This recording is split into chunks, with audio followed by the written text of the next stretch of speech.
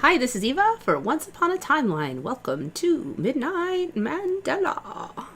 Feeling a lot better this week, especially since yesterday. I think I sort of figured out what part of the problem was, which it's kind of good and kind of bad, but I'm pretty sure I had ammonia buildup in the blood, which is definitely bad, but you can take sodium benzoate and clear it out really fast, and I did that. And I felt light years better right away. Like literally totally better in like 5 or 6 hours. And then shockingly good. In fact, I'm pretty sure that this has been an ongoing problem for a long time, judging by how much instantaneously better I was. So that's kind of narrowing down the problem. I know you're probably going to say, oh, check with the doctors, but I have, and they have been completely useless. So, I mean, I can't say for positive that that was what it was, but I took the stuff that fixes that, and the symptoms of it were right, and then the stuff that fixes that fixed it. So there's a pretty good idea that somewhere along the line that is happening for a long time now. It gets extra bad when there's like extra physical challenges like illness or like very high levels of exercise or something. So that's good. I have a new tool for solving that problem now. Sodium benzoate is actually very interesting stuff. It's just a commonly used preservative, and it's like dirt cheap, and it will preserve your cherry pie, and it will also clear out ammonia buildup in the blood, very interestingly. So yeah, it's like since yesterday, it was my ear is like 50% cleared since yesterday. It was like really quite it hadn't been hurting anymore, but it was very slow coming out. And so I got a lot of my hearing back. It's still a little off, another day or two maybe.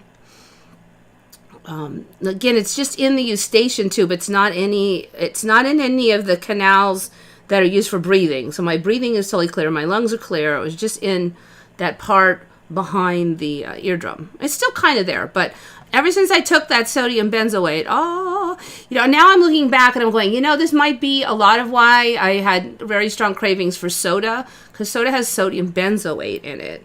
And I'm looking at a lot of stuff that I have very strong cravings for, and a lot of them have sodium benzoate in them. And so I think maybe just my body had figured out that if you take that, you solve your problem.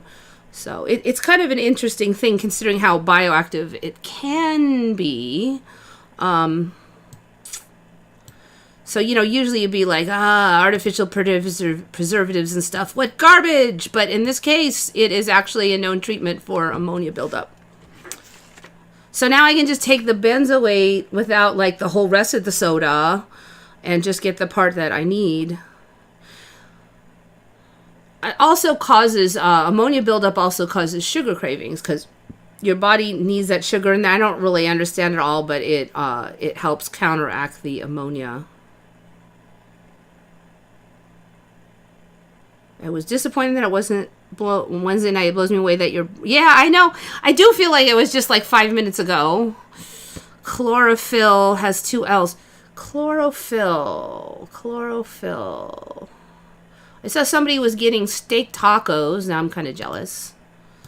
So steak tacos, we do see that is sold around here. And instead of just beef tacos, it's like high quality steak meats. Like you bought a steak and cut up little pieces and put it in there. And a beef taco would usually be just like ground beef. And so they put a couple of bites of really good chlorophyll. Let's see. Chlorophyll. Oh man, I am not sure on this one. Chlorophyll. It does look weird with 2 L's. Chlorophyll. But it looks weird with 1 L. Chlorophyll. This is one of those things where I feel like the whole word looks weird. Chlorophyll. I'm not sure on chlorophyll. 1 L, 2 L's, all of it looks wrong. I think the first half looks okay. I'm just...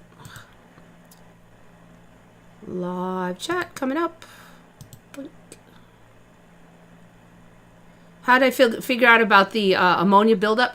You know, that was just kind of a stretch. It's just like, I've tried a lot of things because I'm like, no, it wasn't like high blood sugars. I actually tested my blood. I got a home tester and everything, and it wasn't that. And I tried lots of things. And then one time I was just reading like the symptoms of ammonia buildup, and when I was reading on problems with mitochondria, because I kind of narrowed it down to somewhere in that department, and I'm like, oh, I wonder if that could be it, because one of the reasons is that the times that they said you'd have more problems are the times I do have more problems, especially in the last like 6 or 7 years. I don't really remember having this many problems when I was like 20, you know, but and then I was like reading on that, and then it said sodium benzoate. I'm like, oh, sodium benzoate's and everything. So then I'm like, well, you could buy that. So I got some a while back, and I just hadn't really tried it. And then, but I know that I do get sodium benzoate, because if you drink soda and stuff, then that has it in there, and other things have it. So I'm like, well, I don't think I'm like super allergic to anything, because I don't have any problems with the stuff that has it. So I just got this idea a couple days ago. I'm like, oh, that sodium benzoate, you should try it, you know. And so I did yesterday, and it was like amazing. It was just amazing. Like, I was feeling really crappy, and I just was like, I don't know what the deal is. I felt this crappy way before. I don't know how to describe it. It's like, I recognize this crappy. I've had it before. It does pass, but I'm like, what causes it? You know, so I just tried it. You just like really just the tiniest pinch of it in some water. It doesn't even have any flavor. I'm very sensitive to it. That might be part of my problem, is I'm just very sensitive to a lot of things. So good or bad, I'm going to be sensitive to it. And so it could be that minor little things in the environment that wouldn't bother somebody else or bother me. On the flip side, a tiny little bit of the treatment for it is all I need to counteract it. Anyway, it seems like it was that. But yes, you know, I was so happy yesterday, and I still am, but I was just like, oh, thank you. It literally just flipped it all around. Now I feel really quite good, even though I was just really feeling like crap like 24 hours ago. And now I'm like,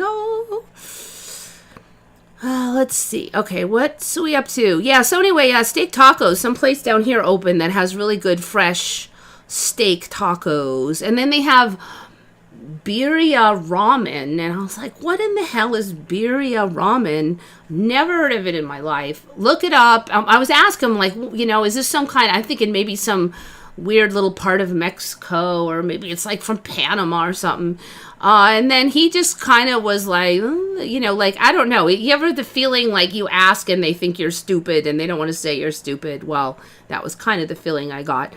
And then I go down the street over here to this other place, because I've been kind of walking around lately, just trying to get a little more exercise and sun and convert to daylight schedule. And this place over here also had birria ramen. I'm like, what in the hell? So I guess it's a thing since the last 15 years. Mexican food is birria ramen. And I'm like, so birria is some kind of like a stew thing. And then ramen, I'm like ramen, that's like Chinese food, isn't it? I don't know. It's just sort of weird. It's like all of a sudden there's birria ramen everywhere. It's not like I never go to China. It's not like I never go to Mexican food. So, in fact, there was another taco place down here that I would eat at. They didn't have any of that stuff. So, like, everybody has birria ramen all of a sudden. BRRIA ramen. So that's one thing that showed up in the last like week or two. At least for me. I don't know, maybe I just never saw it before, but it's like, I had a peculiar allergy 2 days ago affecting my left eye. You know, so like that sickness I got, it started with an eye infection. And every couple years, I'll get a little mild infection in my eyelid. And it doesn't even really hurt usually, but the eyelid will get a little puffy. And then I'll, if it doesn't go away, like in really quick, I'll just put a little antibiotic in there and boosh, it's gone. And then I won't have it again for years. And I don't even know if I need to put the antibiotic in. It's just like a little topical stuff. But it works. It actually gets rid of it like that. So I don't know, you know, I don't know. I have been like my eye has been a little twitchy on the side right here. Like it's passed today, so I don't know. Maybe it was all that ammonia that was doing it. But today it's pretty much gone.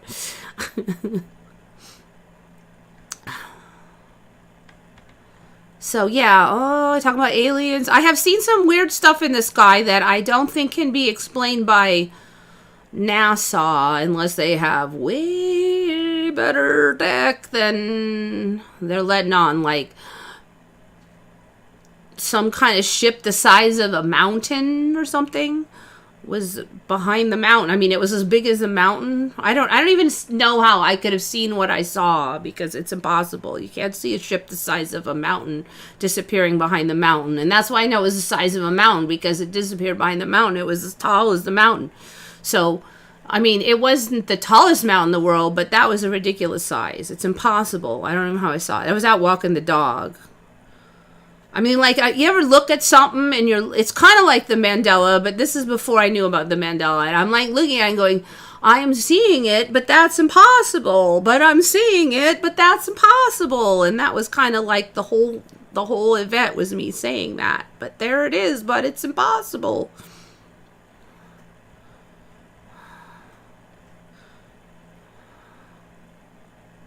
All right, let's just look at the birth of Venus. I don't think I've looked at the birth of Venus for a while, so I don't really remember this existing for me way back. I'm not real sure on that. But then, I became aware of it about 6 or 7 years ago when people were saying it changed, and then it kept changing. Let's see, what'd you say? The shell was more some. This is not my strongest one, because I really don't think I knew about it until after the Mandela. More vivid now. The bottom of the shell looks more vivid. Okay, so the bottom of the shell looks more vivid.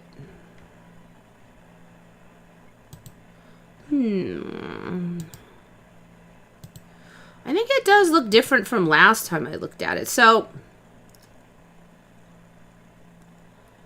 okay, so for me, like the shell, last time we looked at it, so at one point there was like a shell in the back and then a shell in the front. So like there'd be a shell behind the feet and then the other half of the shell came to the front. And then last time we were talking about it, it had changed to this half shell. It was a couple times ago. And then last time I'm like, what's all this crap going on with all these extra people and this bright looking cloth thing and it's all busy? And what the hell with all these flowers and crap? I don't know. So like a bunch, like these people are all biz showed up here, and there was some plants over here or something, and I remember some more shoreline in the front. And so what I'm seeing right now is this shell. Last time I looked at it, it looked like a shell. I mean, it looked very shell-like. Right now, it looks like folded paper. I mean, like, I don't know what's up with all these flowers flapping. Like, I guess they threw flowers. I don't remember that being in there at all. At all. Last time, there was no flower. This chick with the flappy cloth was there, and I know there was something going on over here with people, but I don't remember the flowers. Really, the quality just gets worse every time I look at it. Let's see. See if this one has a better size. There we go. I don't remember all this crap. What is all this bits of stuff? They look kind of like icky insects, but they're little sprigs of flowers, apparently, all around. So, this is weird. Okay, so I thought she covered her boobs better, for starters. This thing looks more shell-like instead of like folded paper. The waves here were much better quality. It looks just like, I don't know, scales or something. This is just from last time. The ground here, that used to be sand and a beach. And now I don't know what this is here. I don't know, dark, creepy dirt stuff. This guy wasn't like blowing. I'm trying to think if I even remember the angel wings. I'm not sure on that, but I'm quite positive there weren't these flowers. Now, overall, her looks are similar, but like I said last time, I didn't remember her falling over. Was there last time, though. The final thing I'm seeing right now is like, I don't understand the perspective on this shell. Because before she was standing in the shell, now she's standing on this lip of this shell, which is not somewhere you can stand. So it doesn't make any sense. You would stand in the flat part of the shell. You wouldn't stand on the curved over lip of a shell. So now the concept that she's falling over is even more apparent. I do not think that I recall this band in her hair either. It is now, I mean, I do kind of like that there, but I don't remember that being there. So yeah, it is always changing. The quality of the shell and especially the waves. This used to be sand. I don't know what even is going on here now. Why is there this blackish lines here? Is it supposed to be water? Is it supposed to be the edge of rocks? It doesn't make sense to me now. So it used to be a pretty nice beach, and now you've got, I don't know, it just looks muddy and stuff. Yeah,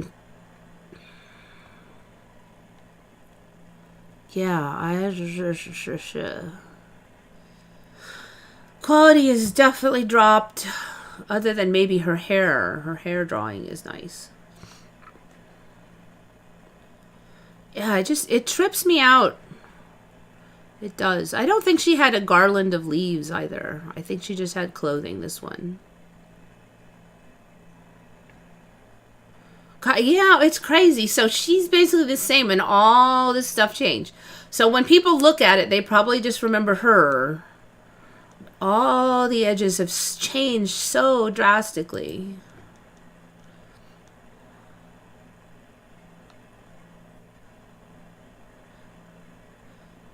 Yeah. See, I'm making the comments, and then you guys are making similar comments. The background water looks off.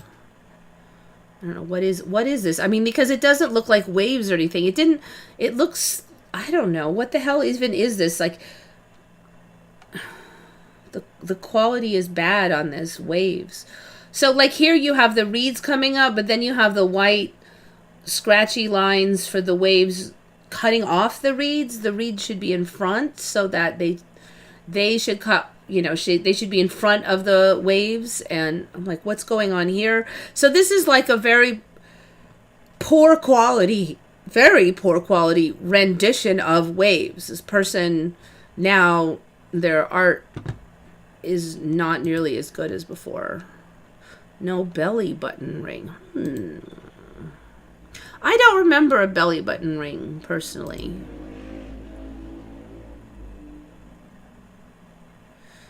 Yes, Vivian, I agree. Low quality, amateurish looking. Angel wings look cut off, too. I'm, like, trying to remember if I remember those being there, those angel wings. There's something definitely weird about them. Oh, it probably helps if I roll it a bit, but still, okay, so what is even going on with these wings? We've got, does she have them also, or what? Because there's a wing here, there looks like a wing here, but there's like a wing there and there. It's kind of a mess. They're black. In the old days, there were no black wings. It was always white. I don't think there were, I'm not even sure if I think there were wings before. I'm like really suspicious that there were not, especially these weird scaly, yucky, I don't know what is going on here with these wings. Like the drawing quality is like okay, let's try this one here. It definitely looks like, oops, no, I mean, it definitely looks like the wings are cut off in all of the images, so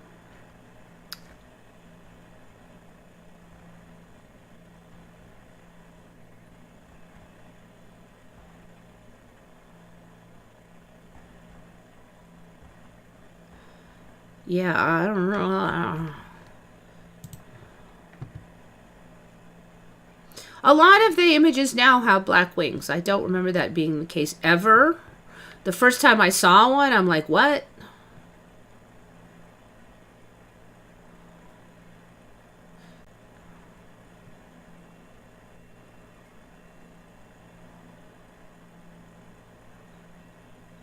Purple frog, purple corn. Let's check out the purple corn. Purple corn. Oh. Ew, what? Wait, what? Why is it all sticky? No. That's not how corn is. It's not all sticky.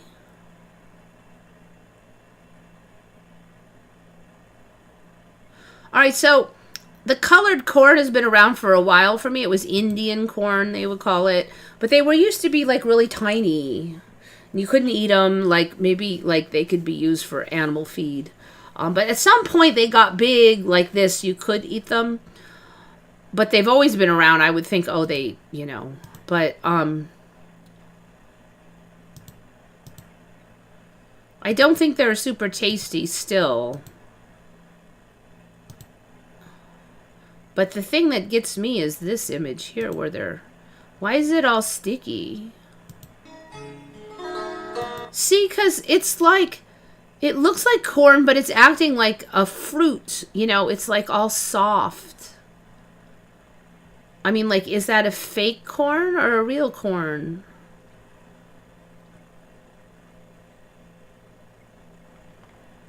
Nobody is commenting on how it looks all slimy. That's what's kind of getting me on here. Oh, I'm going to have to look into that more, but it's creepy.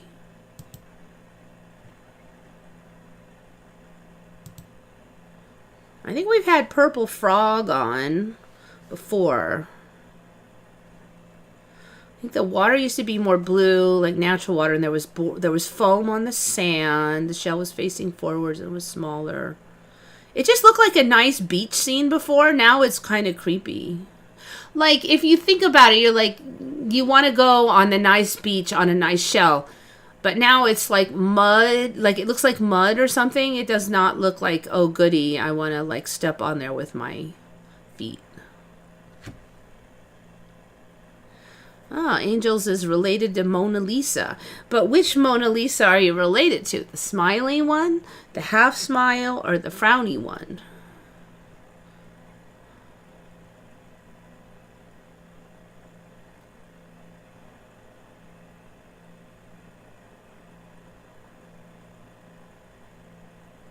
Indian corn, no offense. Well, I mean, that's what they called it. All the Native Americans called it Indian corn because they were the ones that were, like, growing it. So, not from India, but the Native Americans.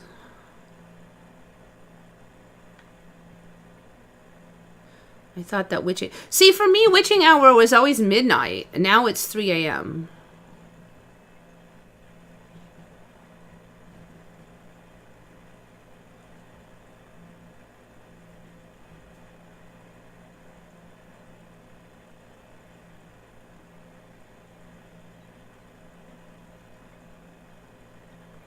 What does it mean if I used to see that synchronicity 111? I don't know. I forgot what it was, but you can do the angel number and look it up.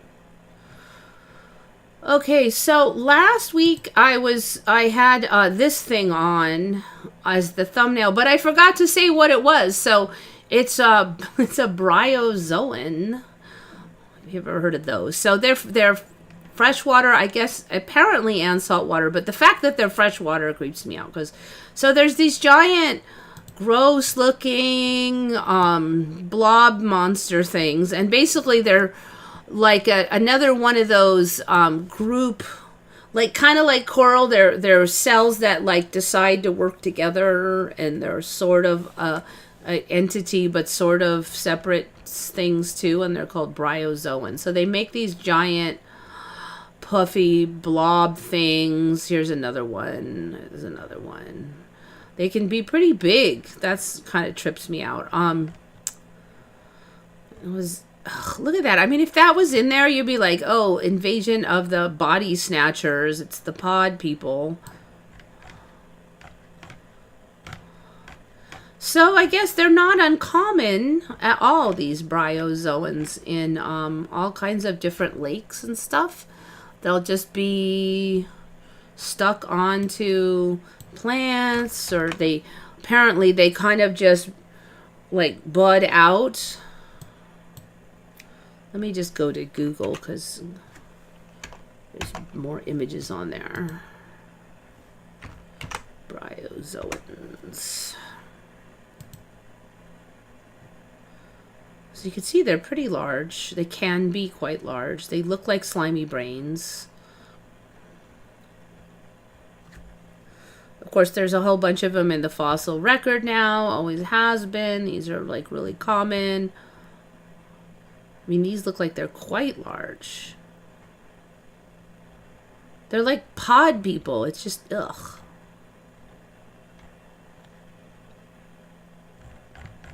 I wonder how big they can get, actually.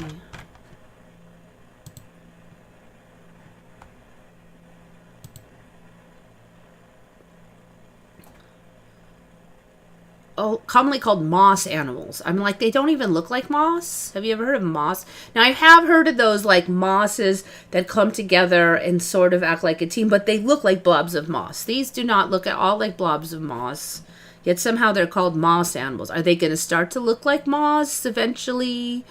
Maybe, and that's why they're called moss animals, and because they're planning ahead. All right, so bryozoa, the naming was introduced in 1830. So they're like filter feeders, colonies take a variety of forms: fans, bushes, and sheets.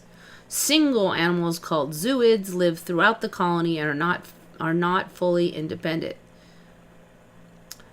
All colonies have autozooids, which are responsible for feeding. Some colonies have specialist zooids, like hatcheries for fertilized eggs, blah, blah. Each zooid consists of a cystid, which provides the body wall, and a polypid, which holds the organs. Predators include sea slugs, fish, sea urchins. Pycnogonids are marine arthropods. Okay, really creepy insect starfish looking things. Crustaceans, mites, and starfish.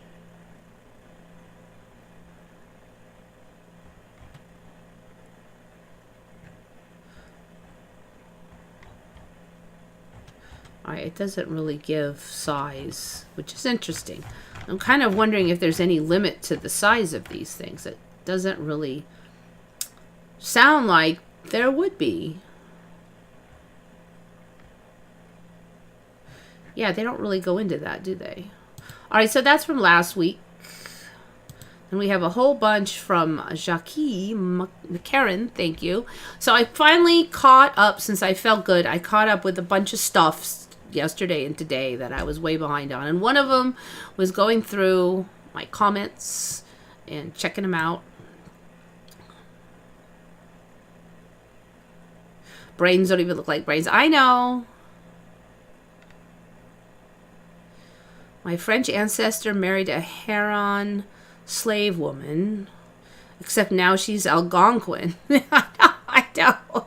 You know, I don't even know if I would know if my ancestry changed, because I was told things about this is my ancestry, you know, what, decades ago. Like, literally several decades ago is the last information I've had from my parents, and that's all the information I have. And I didn't really check on it at the time. I mean, it can completely wrong now, and I wouldn't know.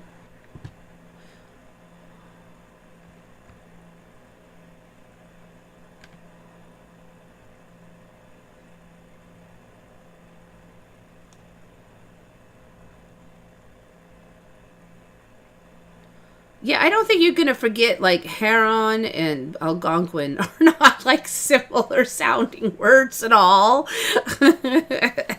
You had the no smile, Mona. So I had the enigmatic smile.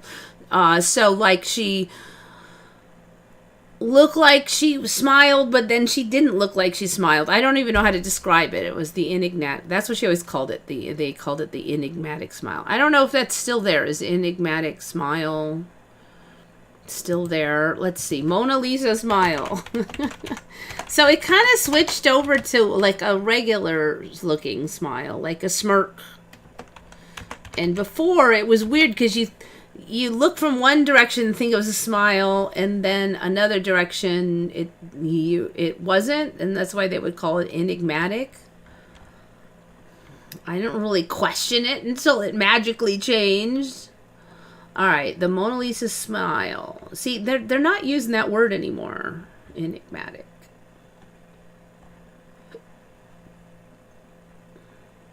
Is it a muted grimace or a smirk?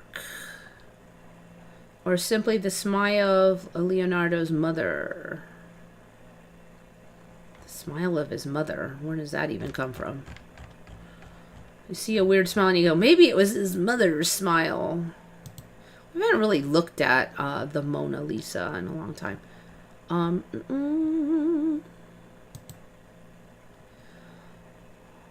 I mean, like, if you look at it now, it looks like she's smiling more than before. That I will say that much. The waterfall is gone. But there was a time when there was a waterfall back here. This was blue. Now it's like a giant cloud. This is weird. The road is different. What is this over here? The road used to continue more over here. Now there's this blob thing over here. It looks like the shawl thing over the shoulder that showed up a while back has more to it. It's like whatever this is, part to it. And the veil is a little more apparent. There's like a different part of the hair back here.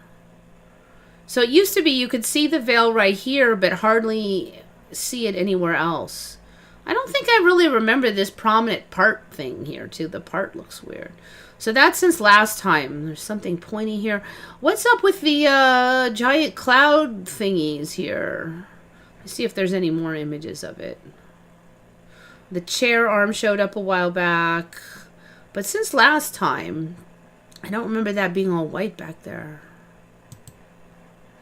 Let's see what we got. Shoiks. Okay, that's the copy one that showed up not long ago.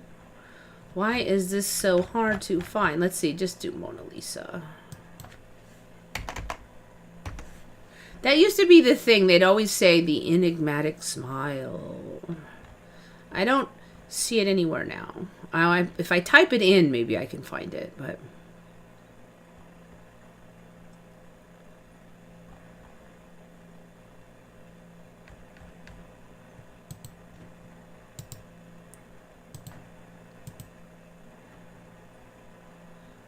Yeah, there's definitely something here that's different where you can see the hair changes. That was not a thing before. You can see the veil better over here than you used to be. This thing. Okay, that's the edge of the pedestal. I get it. All right, I think that might have been there before. I don't think there was more road going here. This has changed, and right here, this looks like a weird, it looks like a big, I don't know, husk or something. I'm sure it's supposed to be like dirt. The waterfall has been gone for a while. I very clearly remember there was a waterfall back here at one point. This is all dark here now. It's just crazy. The background changes so much.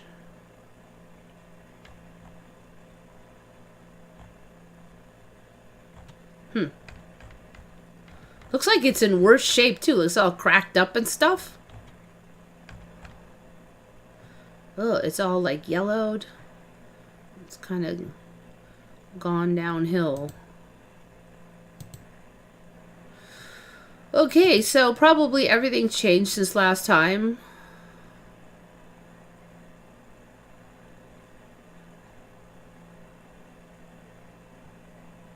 Yeah, Algonquin is one of the native tribes in America.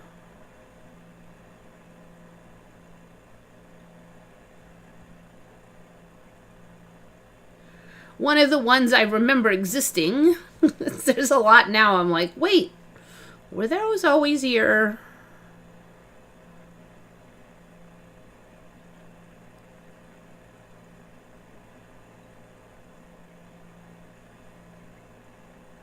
What do Americans call redheads? We call them redheads.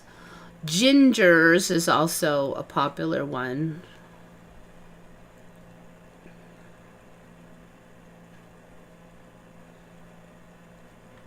People who I know who, oh, carrot tops, yeah. So, like, people I know who, like, certain guys like redheads, and a lot of times I hear them referred to as gingers by people who like them. Otherwise, I would say the most common, though, is probably just redheads.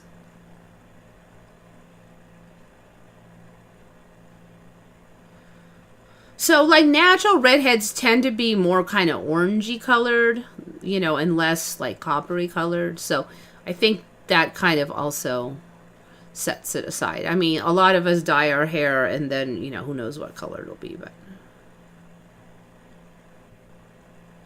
Ginger. No, ginger has been redheads for me for a long time.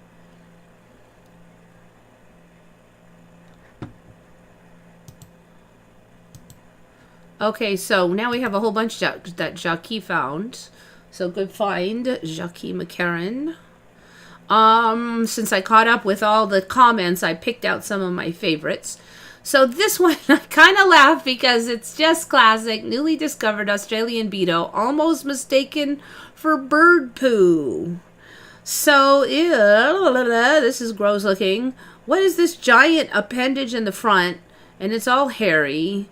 And now they're saying, well, maybe it's trying to mimic those insects that got taken over by the fungus, and then the fungus bloomed on them, which to me are also Mandela. I've had those on the show. First it was just one, now it's like all different insects get like hijacked by fungus and they take over their brain and then they die and sprout. It's like completely nightmarish. So this guy has not been taken over by fungus. Apparently he just mimics the look of being taken over by fungus. They are kind of saying such that birds would not eat him, thinking he's going to be a disgusting fungus ball instead of a insect. What's red, black, and hairy all over? A new species of bug discovered in Australia, dubbed as punk beetle for its shaggy white locks. So, really, this just got seen now. It seems a little bit unlikely. A Queensland researcher spotted the fluffy specimens by chance while camping and initially mistook it for bird poo. There's not many insects that have that trait. The National Science Agency has since confirmed it's an entirely new kind of longhorn beetle. Okay, so yeah, yuck. I guess there's worse creepy things to be dealt with in Australia, but still. There's your bird poo beetle. Alright, so Jackie also noticed this one. Bongo antelope. I have never seen these before. I have never seen these things with these stripes on them. Oops, that's not the one. But, and they're not like super uncommon. Large, mostly nocturnal, forest-dwelling antelope native to sub-Saharan Africa. Is the only traglyphid in which both sexes have horns. Bongos have complex social interaction. They are the third largest antelope in the world. And some sites I looked at said, oh, they are the most colorful antelope in the world. And I'm like, they have a very unique pattern, but I don't think I would say that they strike me as massively colorful, because they're just like brown with like light tan markings and some white. Some of them have a little black on them, but that doesn't like scream colorful for me. So I'm kind of wondering if we're gonna get color on these. It's coming. Faces an ongoing population decline. Oh no! Like they weren't even here before. So I'm not really worried that they're going to disappear. They are the third. Okay, we got that one. So there's two kinds, the western or lowland bongo and the eastern or mountain bongo. The mountain bongo has a coat even more vibrant than the other one. The mountain bongo is only found in the wild in a few mountain regions of central Kenya. Okay, so in other words, it's new to the timeline. This bongo is classified as critically endangered. Okay, yes, brand new, with fewer individuals in the wild than in captivity. So there's western and then there's eastern. I don't really see a huge difference. Now, I did notice when I was looking at these things that a number of them actually have the horns cross over like that, which is pretty cool. And I don't think I've ever seen a beastie that would have that kind of as a regular thing. There also seems to be quite a bit of variation in these things. One of the largest forest antelopes. Right, that's different. Elands. Both sexes have spiral horns. Males are longer. Auburn or chestnut coat. They become darker as they age until they reach a dark mahogany color. See, there's so much variation in creatures. Like, why would they just become darker? The lions kind of started it, but now there's just always an excuse for more coloration variation. The number of stripes on each side is really the same. It also has a short, bristly brown ridge of dorsal hair. I did notice that. It has this neat, like, kind of, like, extra tufts of hair. All right, so I'm thinking this is an old one here. This is a young one, because this one's quite dark.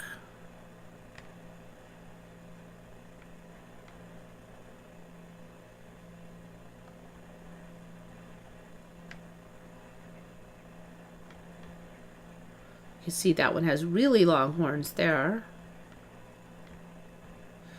So, you know, like, see here, this one, the horns are very split.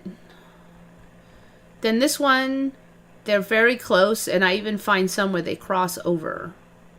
So there's huge variation in the horns here.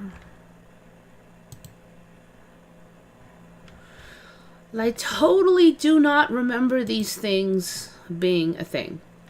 Okay, so you can see the little... It's interesting because here they don't show the tuft at all on this anime, whatever, cartoon version. But here you can see that it's sort of like a mane, but it goes all the way along the back. It's pretty cool, actually. It's styling.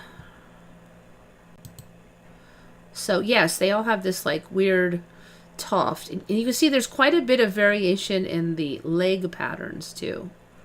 It's easy to get all wrapped up into these weird lines, but I really, really have a feeling that we're going to get more color out of these because they're described as so colorful.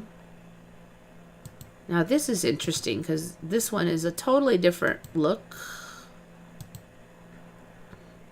So this one I guess must be old. It got dark. That's quite a different look, and look at how shaggy it is.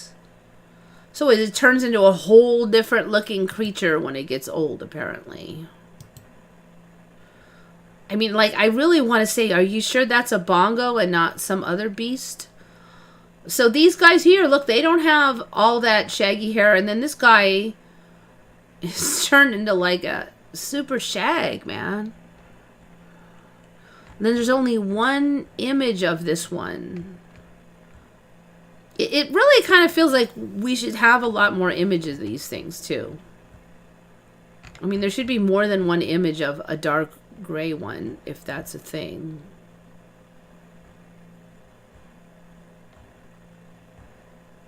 None of these others are even close to as gray as that other one. Okay, here's getting there. This guy's getting there, but he's not shaggy. So, yeah, just confusing. All right, here's one that has the crossover horns. That's not the only image I saw that had crossover horns. This one has crossover horns here. This ones are totally split apart. That one might have crossovers.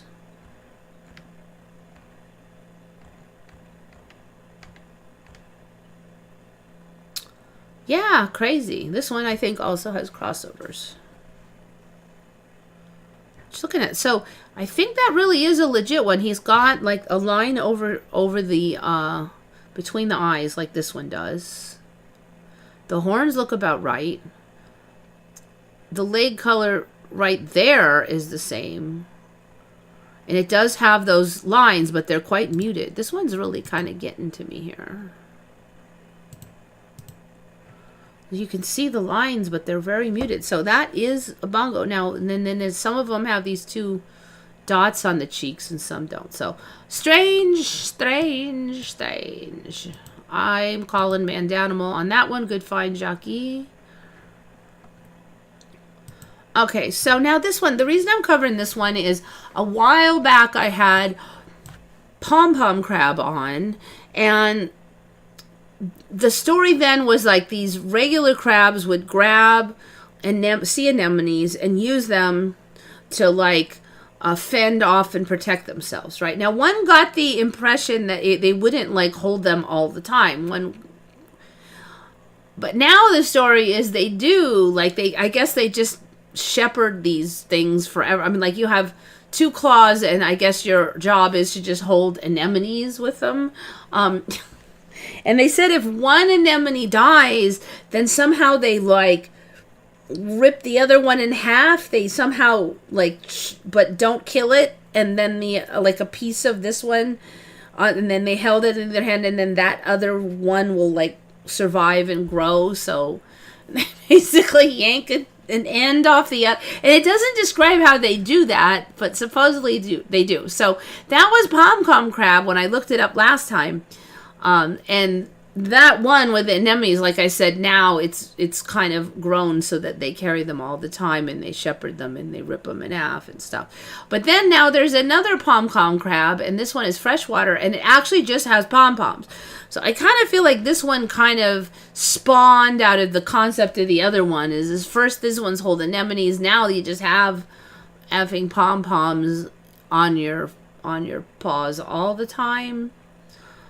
So yeah, so now this one is another, so that's kind of why when I was looking up, Jackie was talking about the pom-pom crabs that I saw. First of all, the anemone guys have gotten more sophisticated, and then this one spawned off, and when you type in pom-pom crab, unless you use the scientific name, they're both all kind of mixed in there. So those ones with the like bigger, oops. So these are the guys that hold the anemones. I think they've gotten more colorful too. I just don't remember them looking quite like that. And if you look on them head on, they start to look like they have these like fake eyes in their coloration. Here we go. So it looks like we're getting like this whole weird look to them where they have this fake eye coloration. Oh, here's a really good one.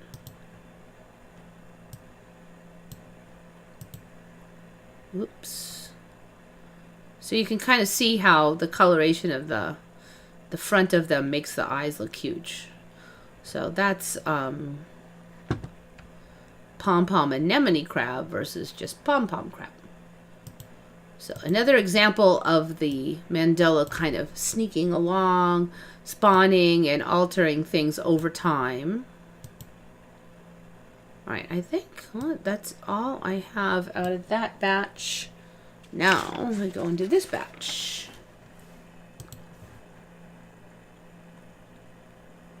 They used to be all reddish brown with white stripes. Oh, interesting. Okay. Will you even remember them? Because I have never seen these things before.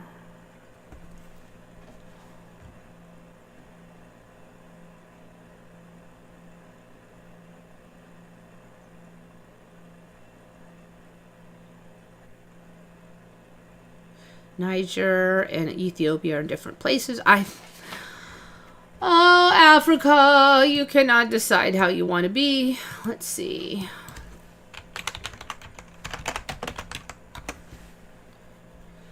You know, it's like it changes, and then you're trying to remember the old way, and then you're trying to remember, okay, now it's like this. But then once you get used to that look, then it like changes again, and then it's like, oh, who could remember all that? Is this even a correct map? No, this can't be right. That has to be something else. Wait.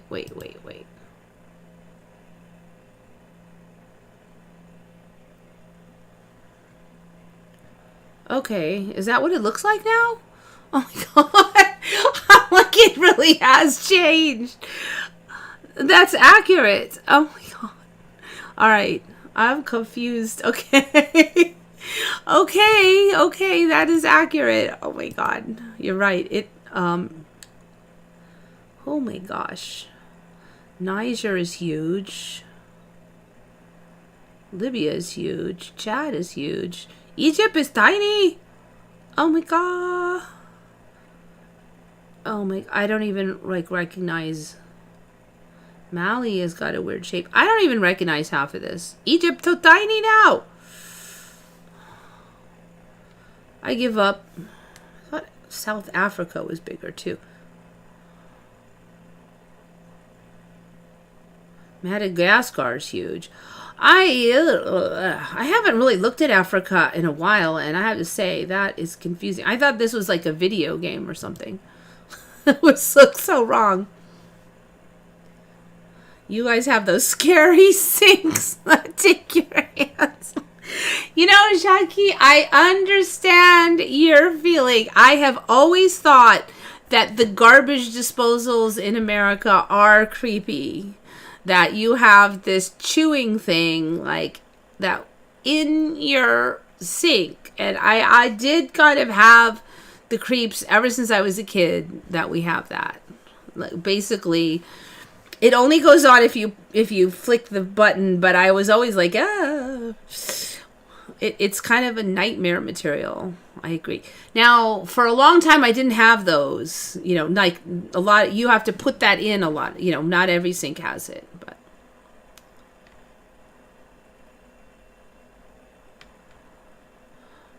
But yeah, my mom put one in, and then we have all the hookups for it. So that when it dies, we actually found another one in a box. So when the first one died, we just got the boxed one that we already had in the cupboard and put it in. And I have like somebody who can do that stuff, you know, like Dave knows how to do it. So I don't have to call a plumber or anything. But yeah, I have to admit it is creepy.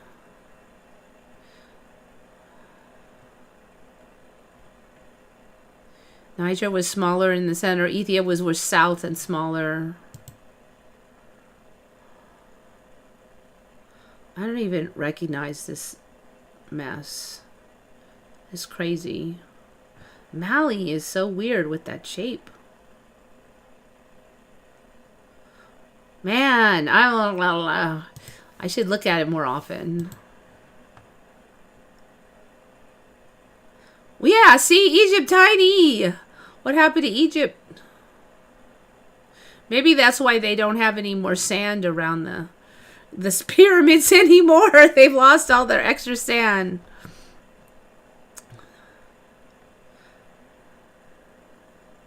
Eswatini is new for me in Africa. I think we covered that a while back, but yes, it's pretty new. Auburn is another word for red. True, but I never really see anybody saying, "Oh,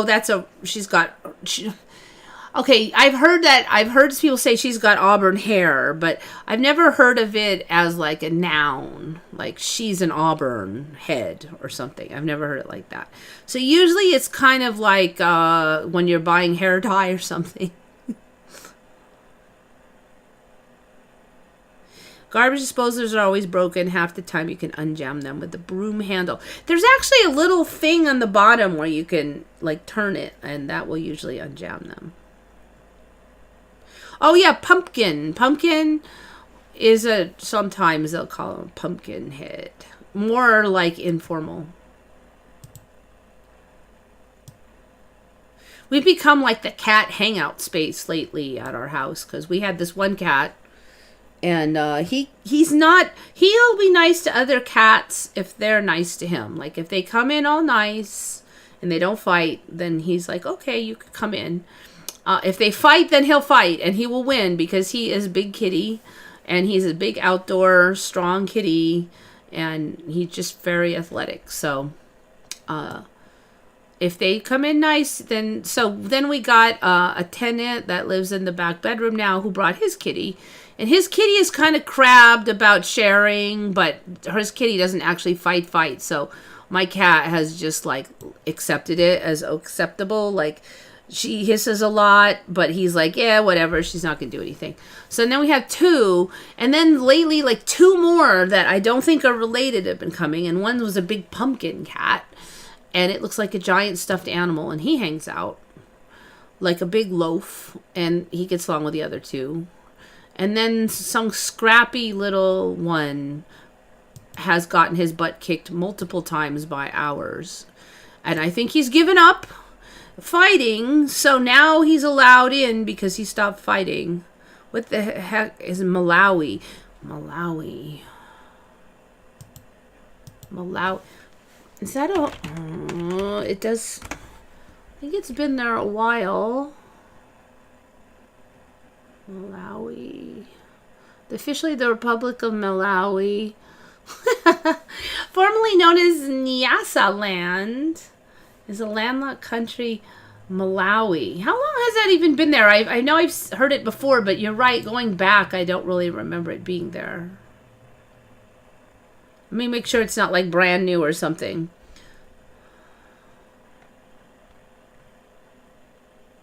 One of the world's least developed countries. The amount relies on aid. Needs have decreased since 2000.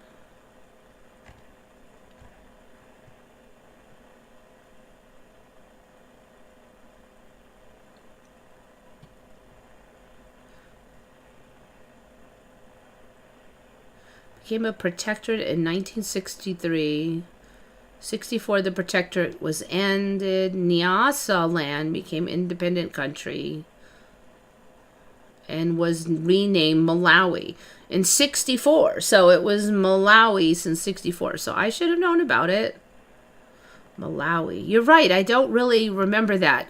You know, like when I was in school learning the countries. I don't remember that.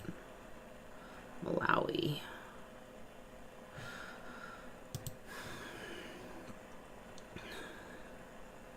There's a hex slot at the bottom that you're supposed to use the tool. It comes. Yeah. There's like a little thing in there for the hand eating sinks of America.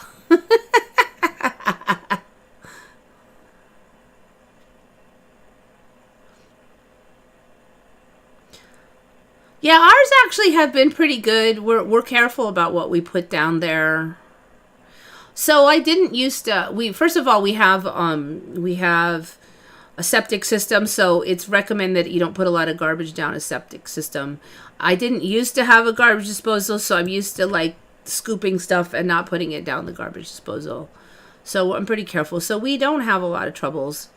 I think the last time we had to replace it was because it was leaking really bad and we got it rusted out.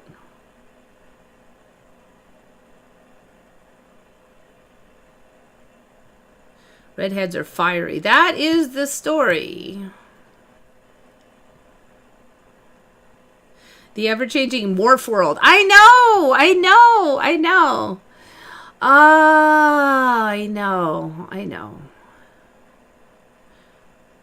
Yeah, you could just not have those. It's not required to have a garbage disposal. I know what you mean. I don't like... Now there's junk in there and you got to get it out, and I want to stick my hand in there because I just feel like, I don't know, like what if it turned on or something? I don't know. And now that like one time the refrigerator just turned on from a short all by itself. Now, I don't think that there's like brains inside the garbage disposal, like you have like relays and stuff inside the ice machine of the fridge, and you don't have that in the garbage disposal. But still, it's just, I don't know. It's just some kind of deep-seated phobia that it'll turn on when my hand is in there. It's like, I don't want to. And if anybody's in the kitchen, I won't stick my hand in there, even though I know they would never do that. I just, no.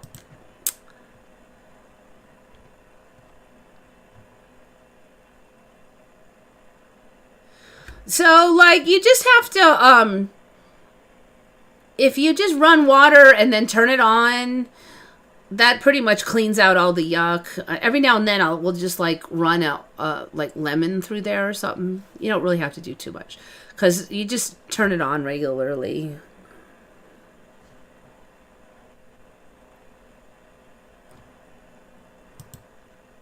Okay, so what do? We did bryozoans.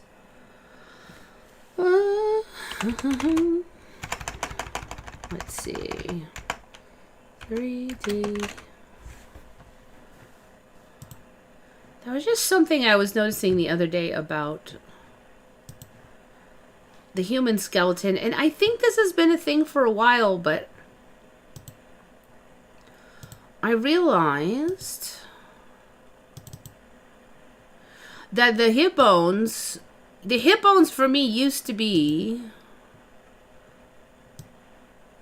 it used to be like one big bone. Like, so now you have this little buffer thingy, and then you have this. So this is like there's two sections is the short version of what I'm trying to say. I don't remember there being two sections.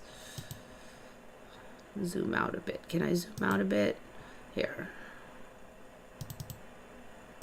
Stop.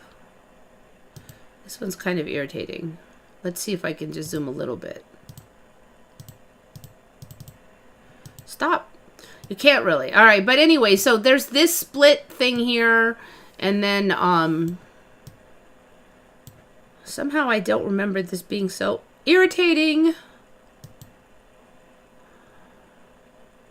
There, that helps. So that would be like one section here. And then it attaches here. So that's just one. So it was used to be, don't even get me started with this. Oh, this is interesting because this looks like it's a separate little slot piece now. So yeah, I just remember it being one whole piece. It didn't have, used to get a hip bone and it was just like one chunk. One chunk. I'm going to take a quick gander on here. You can see the tiny little sesamoid bones on the hand are now a thing here. The separate little ball bones.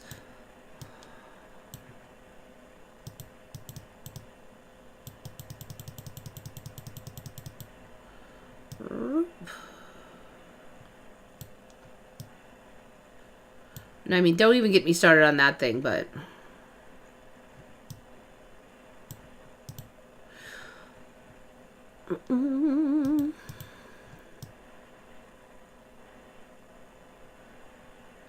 I just looked at this not too long ago, so there shouldn't be any huge changes. And that's not like a new change. It's probably old, but I just wanted to bring it up because I don't remember it existing.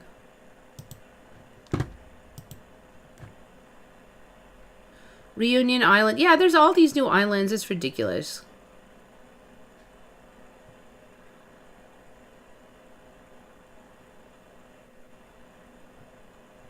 Yeah, no, it was always midnight until, yeah, maybe like 3 years ago. The witches' burning times is now the hanging times. I know. It's ridiculous.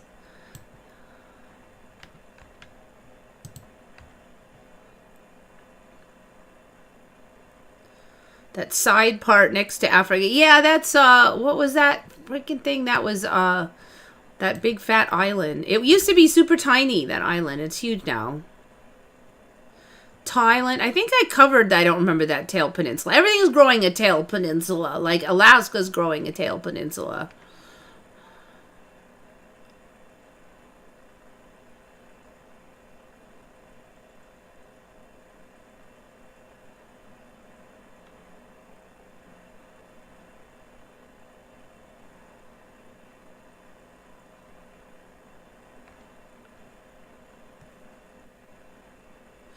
Google says about 1,000 people a year end up in the emergency room due to garbage disposal injuries. I don't think that would really shock me because people aren't just not careful, and there's a lot of garbage disposals. And I'm like, I think, when, as long as you're paranoid and distrustful of things, usually there's not an accident because you're watching. It's when you get too comfy and you've done it like hundreds and hundreds of times, that's when the accident usually hits. You're not paying attention anymore.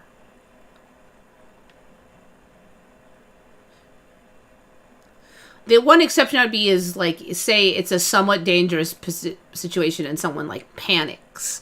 I think, like, say you go on the roof and someone panics on the roof.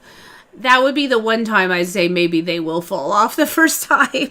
But normal people, okay, I'm on the roof, I gotta be careful. And then after you're under the roof hundreds of times, you get real comfy up there and you're not paying attention. That's when you don't watch your step and you don't pay attention to where the edge is because you're busy doing something. That's when you fall off. My knees have felt weird ever since the C-3PO ship. Like I had, so I had taken the glycine and that really made me like have more energy in my muscles. And so I was like walking more like with my feet kind of up more. Like it just was like they felt more springy. And then my knees were kind of hurting for a bit. I don't know if it was because I had to adapt to this new step that I was doing, where I'd always been kind of foot draggy. And it's interesting because if you look at like removal of ammonia, apparently the liver slaps it onto a glycine molecule to shunt that out. And so if I have an ammonia buildup problem, I could easily be low on glycine. And when I started taking glycine, I felt a lot better. And the other thing you need is carnitine. And I had figured out a couple of years ago that I feel a lot better with carnitine. So it's all kind of coming together. But anyway, yeah, that was one thing. I'm like, is this a shift? Or, do I just happen to figure out stuff when shifts happen?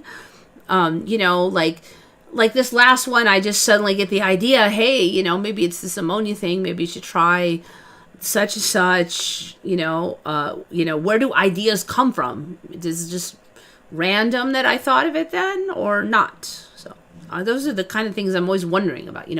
I think I thought of it, but maybe I don't get to think of something. Like maybe the idea doesn't come to me until the time is right.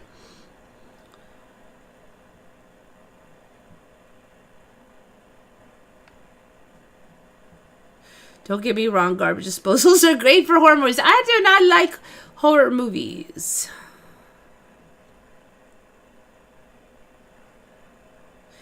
April 8th is the eclipse. I just have to be awake during the day, which I'm doing much better on being awake during the day. Which is interesting because I had, just before I got sick this time, I had switched to the daytime, and I don't even know why it worked because I've been trying to switch to the daytime for like a long time now, and somehow it just stuck, and I hadn't really done anything differently, but somehow I was just like, no, I could do it. And then I did do it, even though so I was a little confused. I'm like, whatever, it worked. And then I got sick, and then but it is sticking now better. I mean, I don't totally wake up super early, but I do wake up like in the first half of the day, and I'm awake for the majority of the daylight hours, which is acceptable. I think my knees are stronger. I do think the knees are like way better, and all the joints way better. Plus you can regrow cartilage. They used to say no, once your cartilage is gone you're screwed. Now you can regrow it. Glycine. Take glycine to regrow cartilage. Definitely. Most people are low on glycine, like a lot of people. So they say glycine is not an essential amino that you can fabricate your own glycine, but the other story that they kind of neglect to mention is that the body can only fabricate a small amount of glycine, and some people even a smaller amount than that, depending on your genetics. And considering you need it for all kinds of detox and stuff, it's quite likely that many people are very low on glycine. So if you have any joint problems, I definitely recommend glycine every day. Or you can get a lot of glycine by taking collagen, like that collagen powder stuff. So like, eating the gelatin-y stuff off of like chicken fat, or like eating gelatin. Gelatin is made out of collagen. I mean, it's generally not vegan though, because it comes from bone. But so yeah, my knees got a lot better. I was having a lot of knee problems, and so I started whaling on the collagen. And then I researched more, and I'm like, I can just whale on glycine. And glycine is the main ingredient in collagen that you need to build collagen. That's what people are low on usually, is the glycine. So glycine is a lot less expensive than a bunch of collagen, frankly. And that's one of the reasons I just went straight for the glycine. I think it packs more kick too. It's like the pure stuff. You don't have to digest it, break it down to get the glycine. It's not bad tasting too, so I just have the powder. So I just have like this little scoop of glycine now, and I just get the scoop and I just chew it down. It's not bad tasting. It tastes a little bit like sugar, and then I just swig back some water. It makes me a little bit thirsty right after I drink it, so I take a couple swigs of water. My stomach has no complaints about glycine, which is nice. Stomach area of C3PO is darker. Yeah, it was a whole bunch of colors of wire for me, but like it covered the whole area. You didn't see that black behind it for C3PO for me. But it's changed like so many times.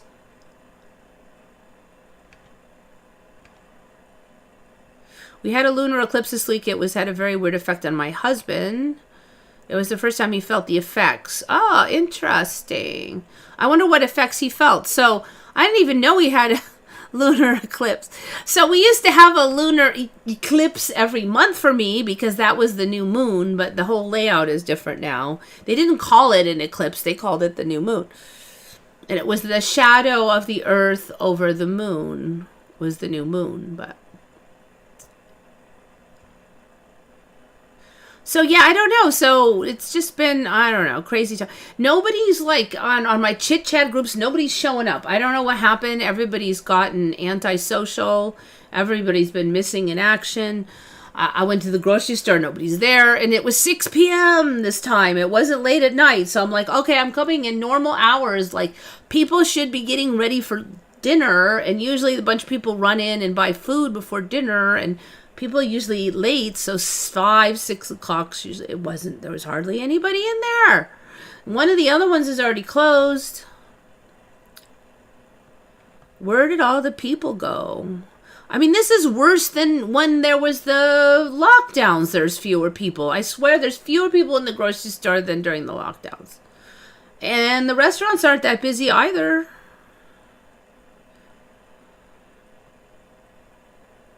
Yeah, there was, okay, oh, interesting, Zaki. So for me, there was like a space between the two metal parts, and then there was a bunch of wires. So I think you're just really shifty, because, there's certain things I have on shifts that nobody else remembers at all. It's just, I have seen that thing shift and shift and shift and shift. Also, I will say that I do remember the space being a lot smaller back in the day, so you were maybe just a little further over. I don't know if you remember Arctica. I'd be interested if you did. Arctica existing as a land mass on the North Pole. I wake up and there's a solar power tank on the house across from me. Yeah, I don't even know what to say. I got a new house up on the hill. It's always been there. It just grew. It was like this, and then it was big, and then it grew like a seed. I'm like, ugh. Of course, it's behind this gate, and you can't get to it. It's like a estate or something. So there's a gate way down the hill. So I couldn't even drive up there to really get a look at it. He was feeling dizzy and weird. His blood pressure was normal. He had kind of a headache. Yeah, that's kind of how it is. I don't know how to describe it, but it's like you feel yucky, but yet there's really technically nothing wrong with you. But you feel sick, but you don't really have like a sore throat or anything. Now sometimes I really just do get sick, but like this time. I'm hoping it was just a big shift for the better though, because I did figure out some stuff. I had figured out some stuff right before, so trying to put a good spin on being really sick. I figured out the thing about the sodium benzoate, so if I ever feel that sick feeling again, I'm pretty sure now I can just take the sodium benzoate and make it gone, that ammonia buildup. It's still the question, you know, of what's causing the ammonia buildup is not natural. I've also been less hungry since I took the sodium benzoate, so I'm hoping I'll maybe just like dial back on the eating naturally. Fingers crossed. But whatever, you know, I feel like I made progress lately. I've shifted over to an almost human amount of daylight waking, and I found the sodium benzoate. I figured out about the glycine not that long ago.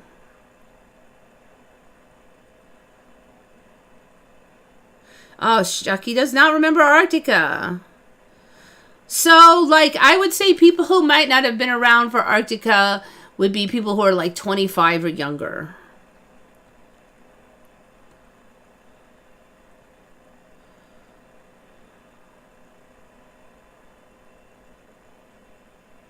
My parents' kitchen never had a big boy restaurant tile on the wall above the oven. And suddenly it was there, and I asked them, "When did you add this tile?" And they said, "It was always there." I know, I know.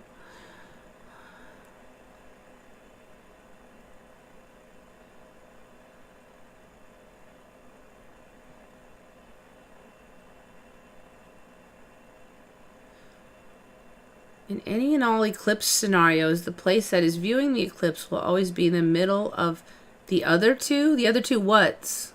One is casting, one is the other end of the bat signal. Yeah, I assume that's a joke, but I'm still confused. It was the Arctic Circle in the 60s. Not for me. So it was the Arctic Circle, but in the middle of the Arctic Circle was Arctica. So they were both there. I did even ask my teacher once, I'm like, why is there an Arctic Circle but not an Antarctic Circle? Like, why didn't they also have... And she had no answer. She was like, ooh. Now I know, because Arctica was going to disappear, and they had to have another word for the area. The question got answered decades later.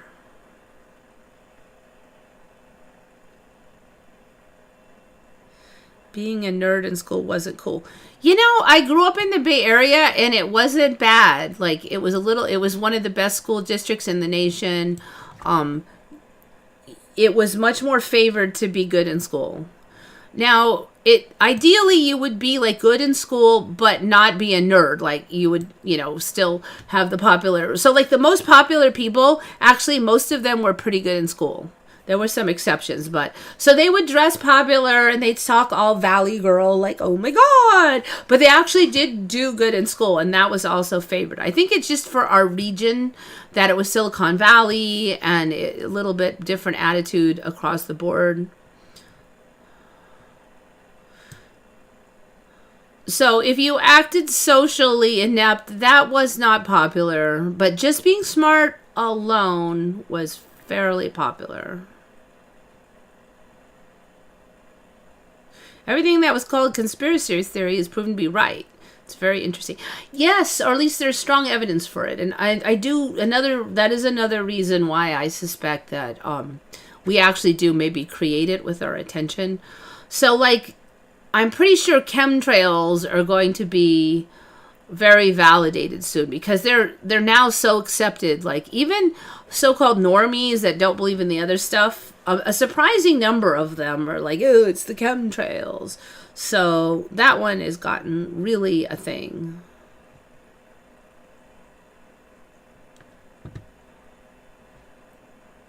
Okay, so where else am I here? Okay, so so this one again by Jackie. She found this tri-jet thing.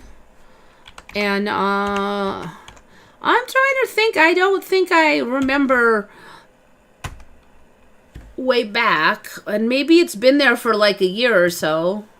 Because I know I have seen this, but I guess I thought it was new instead of old. But okay, so I'm looking at the DC-10.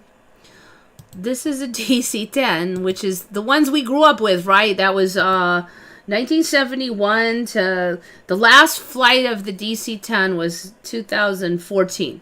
But these were like the workhorse of the plane world, like one of them, 747s and DC-10s when I was growing up. And so this should be like the familiar plane.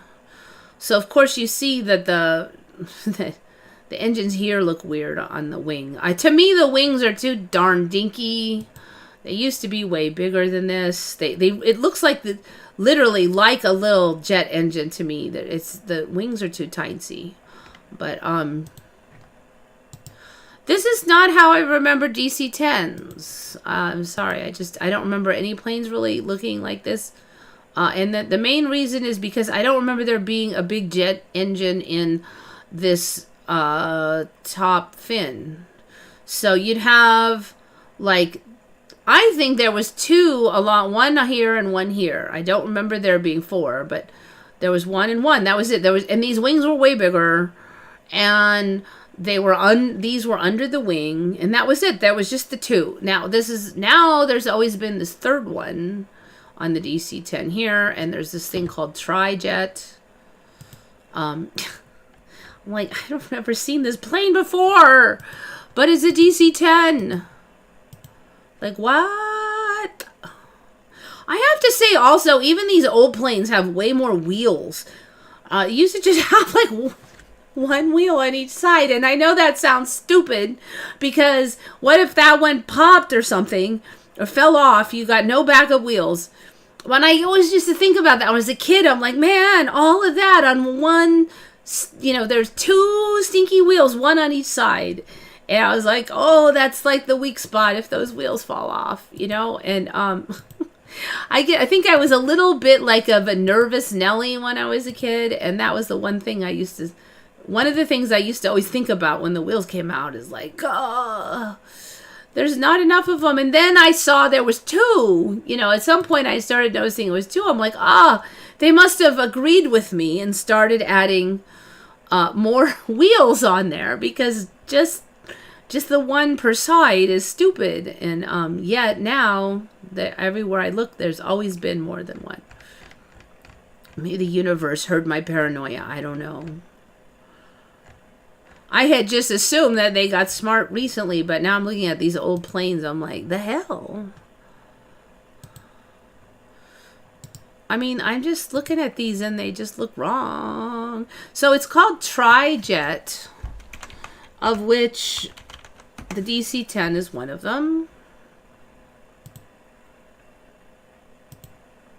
Aircraft powered by 3 engines. And from what I can tell, they pretty much always put the third one up there on that top fin. Considered to be second generation airliners, which I believe is kind of puts them in the range of my whole life growing up until just recently. Not as efficient as twin jets, which replaced tri-jets as larger and more reliable turbofans became available. I just don't remember there ever being tri-jets. The McDonnell Douglas MD-11 is the most recent airliner-sized tri-jet produced. So, I mean, I could kind of see maybe if there were all planes I never heard of, but the DC-10? The straight-through central engine layout of the DC-10-based KC-10. The Boeing 727 was one of the first tri-jets. Okay, let's see when that one was. First flight, 1963. Introduction, 1964.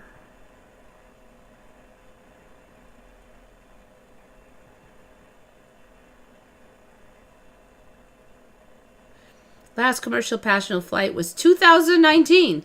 So 727. Boeing 727. Let's see. 7. So those are ones I think you should have seen.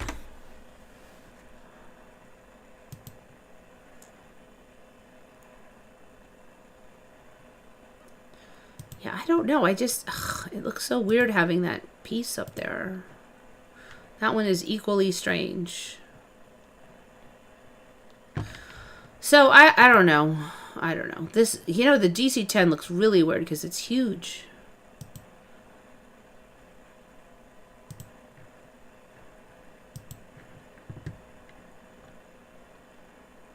I would totally buy a TV shirt with the word holy hand grenades on it. I totally would. I'm sure that you can find them everywhere. Just go to Etsy. Can I make merch? I've made merch before. Nobody bought them. I'm so not doing it ever again.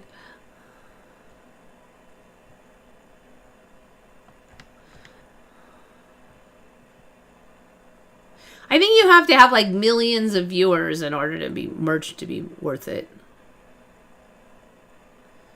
I was showing my friend the new liver lobe at the bookstore the other day because she thought the lobe was a kidney. How do you remember the new lobe as a kidney? It's always the thing, you know, the organs are all moved around. They have different shapes and everything. Half of the illnesses didn't even exist for me before. That's why I'm pretty sure I didn't have ammonia buildup when I was young, because I don't even think it was a thing back then. Never even heard of it. Now it's not uncommon.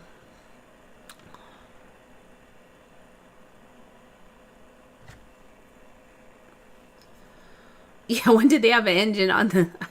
I don't know. What's that fin thing that sticks up? I don't... Yeah. The dorsal fin of the plane.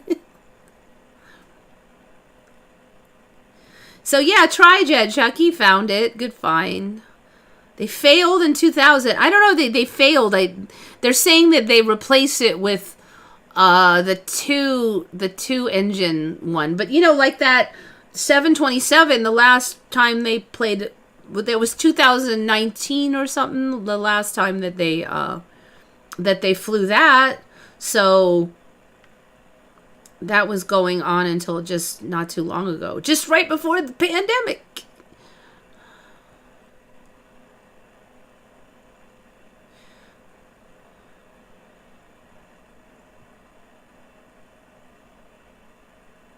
So yeah, I think that's a lot of it. The atmosphere was different. I did not have a giant Mac Daddy load of nitrogen in my atmosphere. So I don't know, maybe it's more efficient because, you know, the lungs are so tiny now.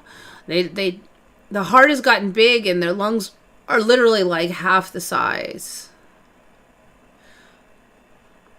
So yeah, now there's more than 4 wheels. It's like there's 4 wheels on one claw.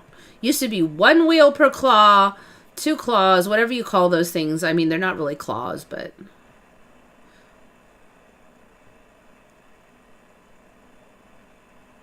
Oh, yeah, and 1 under the nose. You're right. So when they would set down those 2 big wheels, it would boom down on there, and then the nose would kind of come down. And then that was like a dinky one, and most of the weight had already landed. So, yeah, I forgot about that, but most of the weight had already landed. So you didn't really worry about that one breaking off because it was just like blum, blum, blum, blum. But those two, I'm like, if you come down and one of those wheels goes south, flare, you know? Now I'm sort of like, yeah, whatever. But back then, I do remember thinking about that.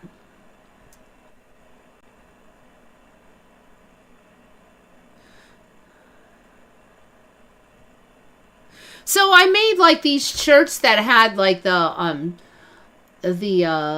Milky Way on it, and I was like a joke about like you're here, no, you're here, and I had those. I still have them, actually. I still have a bunch of them. I was gonna like, I don't know. I was gonna like give them to maybe like one of the big events that I go to. I would give them out because definitely was a money losing plan.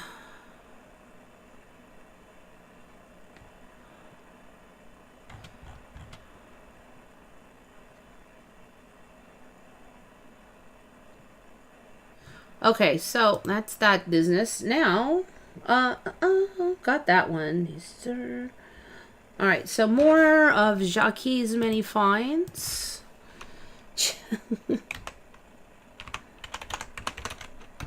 Chestnut-eared aracari. So, there's so many of these weird birds now. Like, toucans was it. You know, toucans were the weird giant beak bird with the pretty colors. And now they're kind of boring compared to all these other guys. I mean, these guys are more cool. I mean, they even have like a zigzaggy pattern on their beak, like they've got teeth or something. There's so many weird birds now. There's another version of one that wasn't the one she mentioned, but I mean, how many? There's got to be hundreds of these crazy things now. And then each species has quite a bit of variation in it, too. I mean, that one's eyes are blue. That one's more blue. That one has a lot more stripes. Okay, that's the many-banded aracari versus the chestnut-eared aracari. And then, like, whatever. So many. I kind of almost gave up. And this is the toucan aracari castano. How many? There's got to be so many ridiculous numbers of these things. There just was one before. It's just mind-blowing. Maybe Quantum Businessman will buy them. I'm sure he has his own things going on.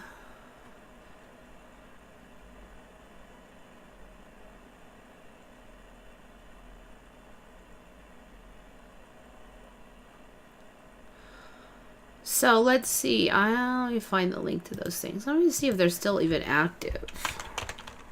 Bloop.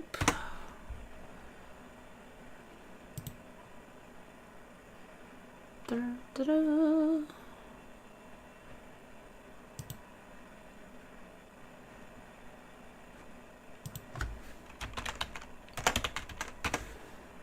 Doink. There it is. Alright, so here is the link.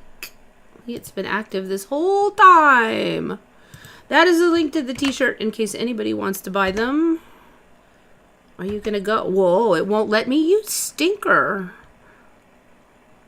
Will it not allow links? Seriously? Oh, you suck. Well, apparently, well, let me just go back to the front of the store then. Oh, this might work. Let's see. Does this work? This works, I think. Let me see if it'll allow this link. Freaking YouTube. There. All right. I think that works. It might have been just too long. All right. So, yes, that takes it to the store. And then the search is for a shirt. And that's the only shirt I carry. Doink, doink. So, yes, if you want to buy any, there it is. There's a Crunch Bee toucan. Is there really a Crunch Bee toucan?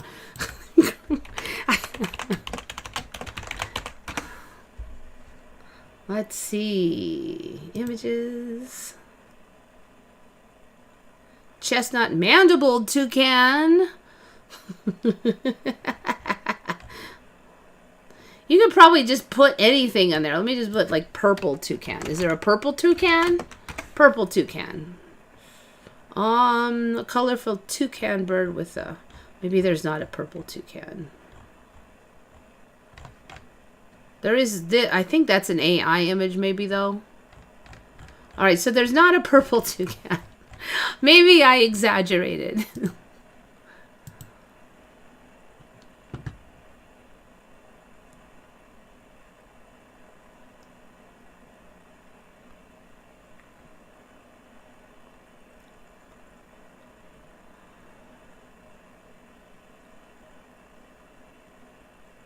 It still says 2,000 for passenger planes.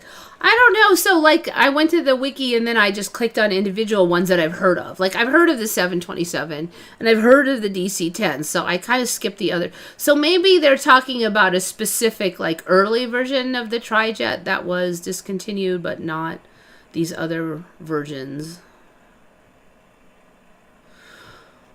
Okay, so here we go. Close those down.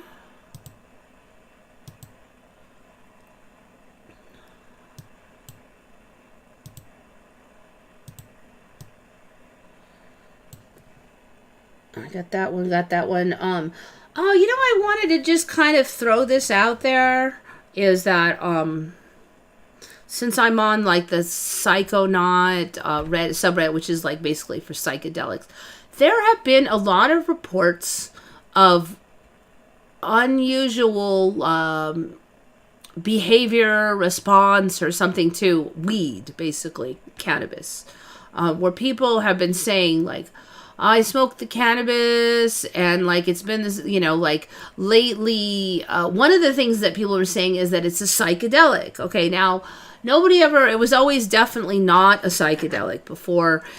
You could have like maybe food taste better, you'd be in a weird mood, you'd be stupid, of course, mellow, and like maybe you like art more and colors look brighter, but that would be it. You didn't actually have like any hallucinations or like the more weird stuff.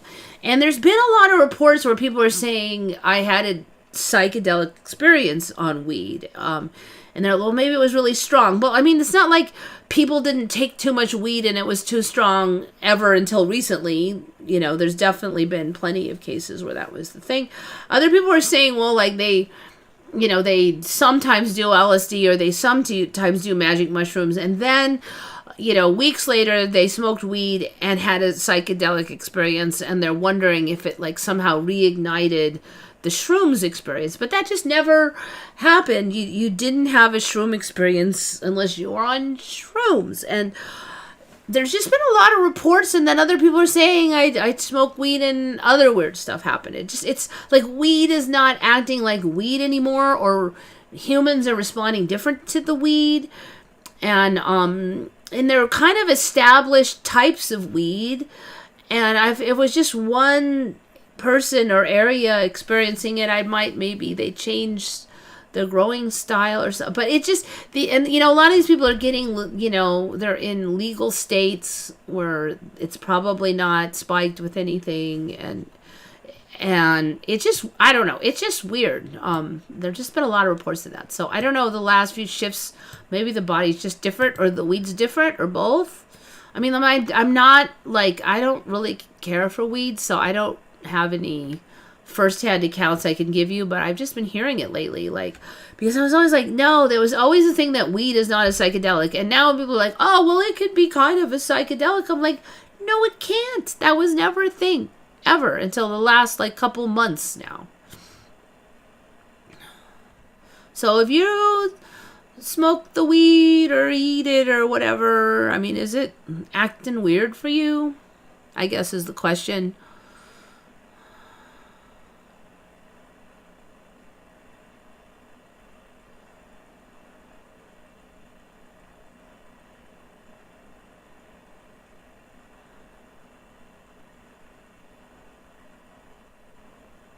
I used to hallucinate on weed over 10 years ago. That's interesting. Like, it just wasn't a thing in my timeline. And now, oh, yeah. So, I don't know. Maybe it's me. I shifted in.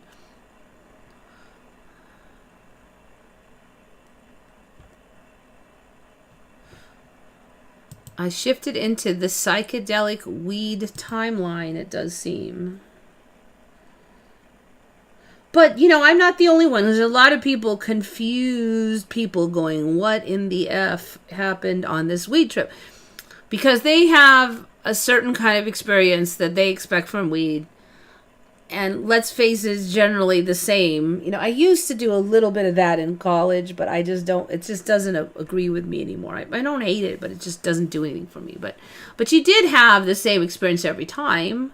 Some was a little bit more strong or something, but it was quite predictable.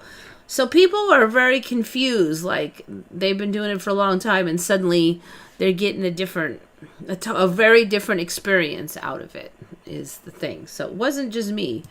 And like I said, I didn't actually get the experience, but I'm quite positive that they're always like, no, dog, weed is weed. It's not a psychedelic. And so I guess weed isn't just weed anymore. I don't know.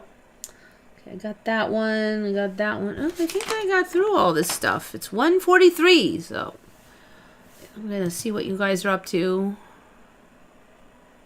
Have you experienced Mandela effects outside the internet? Oh, yeah.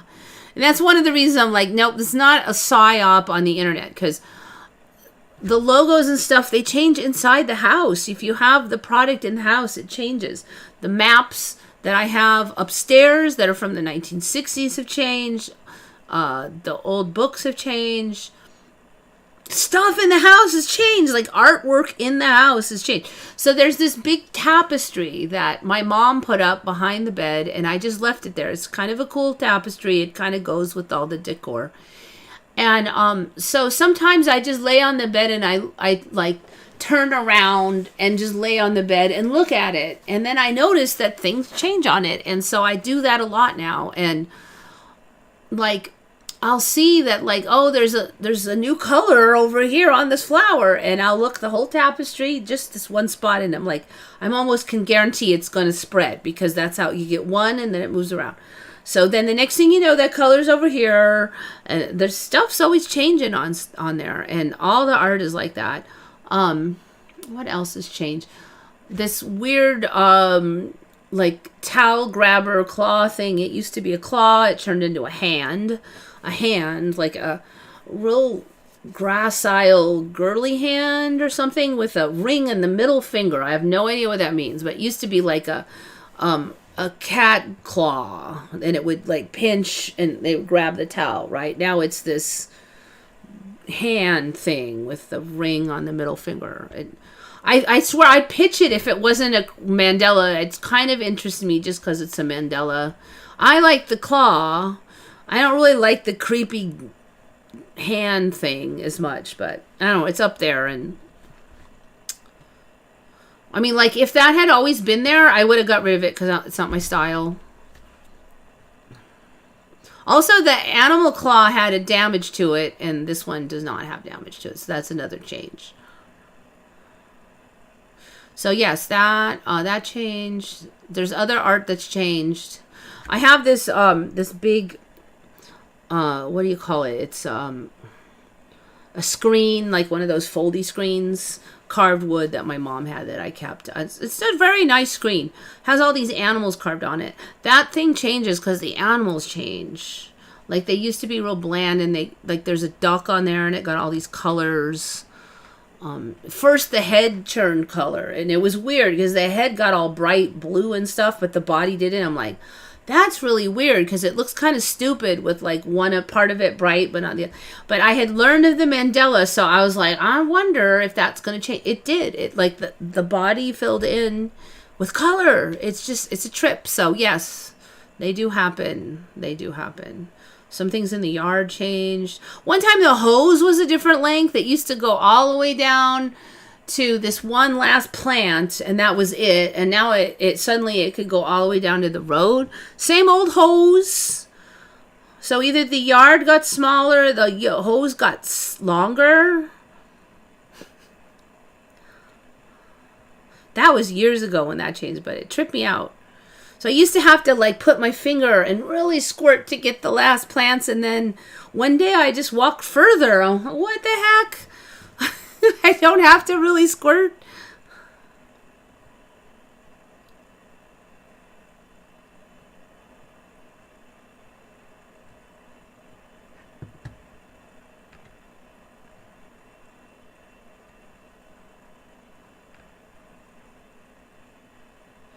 Only a few months ago, there was only one version of American Pie. I've only heard of American Pie. I've never heard of American Wedding, you were saying?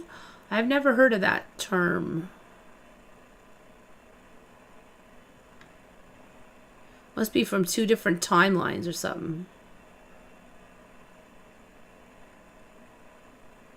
Yeah, I don't really have a problem with cannabis. If I know, like, one of my friends, she just has a lot of anxiety and she can't sleep. And so she just smokes at night before bed. It calms her down and she can sleep.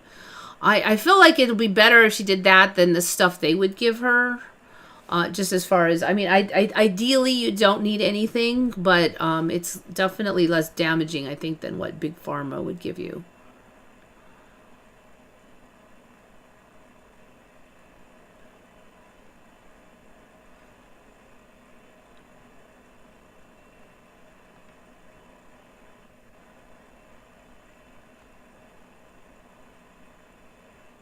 I had an Oregon Duck shirt multiply.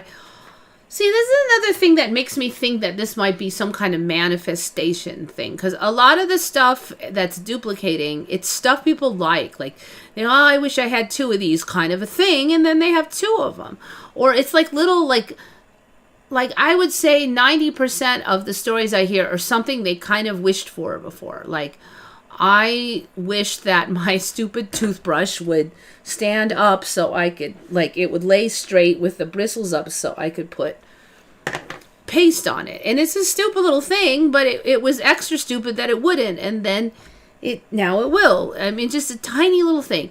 Somebody really wished that they had another electrical outlet near the bed, and then one day they had it, and they hadn't put it in. It was just there. And tools that people like and shirts that people like are 2 things that I've heard many stories of it magically duplicating.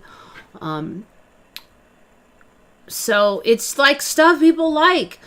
But you know, your world's not going to end if you don't have 2 of them, right? It's not like you're super clingy on it. It's like the perfect manifestation. Like, oh, these are cool. It would be nice to have another one. But you're not stressing. You're not worried about it. You don't really got to have that second one. But then you get it. And like, so I was like, oh, one of these days it might be fun to have a river at the end of my property. I got a river at the end of a property. I mean, like, come on, you know? Because it's this lighthearted wishes where you're not all clingy. You don't really worry about not getting it. Because you're not the end of the world if you don't get it. Just be fun. And that's the kind of stuff that's getting manifested. If you cling too hard, it doesn't seem to work. It's like this weird Zen thing. And I think it tells a lot about how to manifest. Now, the thing is, you really want something, you do cling hard. So it's very tricky to kind of like, you know, just kind of want it, but not get, you know, too clingy. But people are seeing it. People are seeing it. I mean, like normies, people who don't know about the Mandela. I mean, these things happen a couple times, and they have no choice but to think about it, you know? It just kind of opens the door a little crack.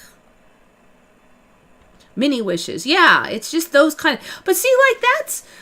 I got like 2 little bumps on my toothbrush. That's pretty mini. But then there's a whole effing river down there now. I mean, that's not that mini. So, like, whenever I'm feeling really defeated or something, like, look, I got a whole river. You know, I'm like, that's not a small thing to just show.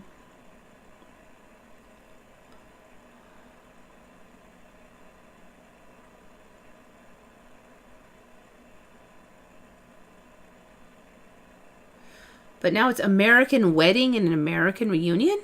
I've never heard of those names of those movies. I've only heard of American Pie. It was American Pie the Wedding? What? I've never heard of that either.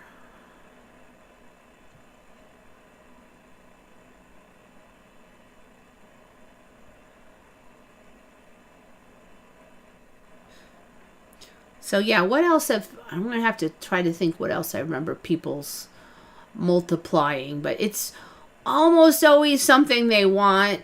And even if they couldn't clearly say they wanted, they still kind of like having 2 of it. Like somebody I know got this second shirt and she wasn't really clearly remembering wanting another, but then when the second one came, she was like, I can have one for me and one for the daughter. So she was kind of excited about it when it came, that she'd have one for her and one for the daughter.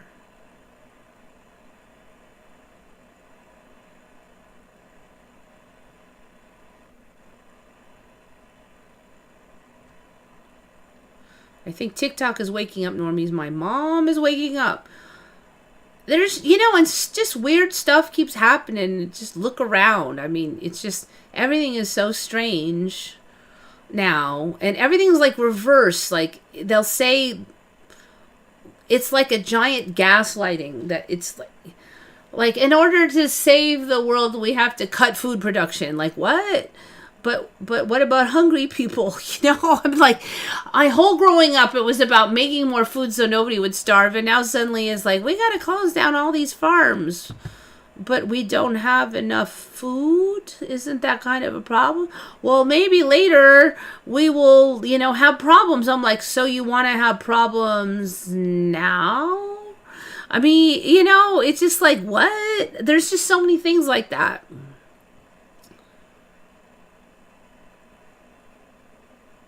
Yeah, I can't shift into the I won a lottery time. But see, that's the thing is like if you keep it light, if you get it like, I need money, I need money, I need money, then it's not light and fun anymore. It has to stay light and fun. If you're worrying about not getting it, maybe you feel like kind of guilty about getting money and you didn't work for it. There's like a bunch of baggage a lot of times with money. It makes it harder, in my opinion, if you look at the whole you make your own reality thing. That's kind of how it works. It's kind of, you kind of have to have that Zen thing, you know, like you're not too attached to it. You kind of want to be fun, you know, but you don't sit there like going, you just throw it out there and you let it go. And that's the art to it, is be able to throw it out there, but let it go, not be clingy, not worry about it, not mind if you don't get it. It's like when you don't mind if you don't get it, that's when you get it. That's the thing. It's just like this weird gaslighting again. This whole world is like, this whole reality is like a weird gaslighting.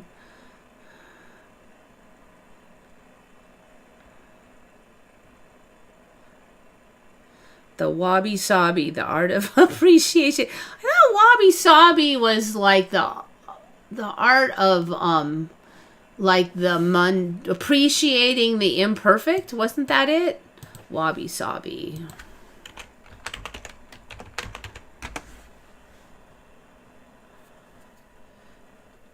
Oh, okay, yes. So, a worldview centered around the acceptance of transience and imperfection, appreciating beauty that is imperfect, impermanent, and incomplete. So, I think it's easier now because we don't have a lot of like handmade stuff, but you know, like, so like I do some handmade beads and stuff, right? Like I'll get little bones and I'll drill them and stuff. So each time I drill it, they're a little bit different, tiny bit off center because I'm hand doing them all. And so you start to appreciate that because everything that's made by machine is always like perfect centered and blah, blah, blah. So that little difference is just kind of makes it feel nicer somehow. And that's kind of how it is now. Now, 100 years ago, they probably appreciated the perfection of machines. But now everything is machine. So whatever you can't have is what's cool.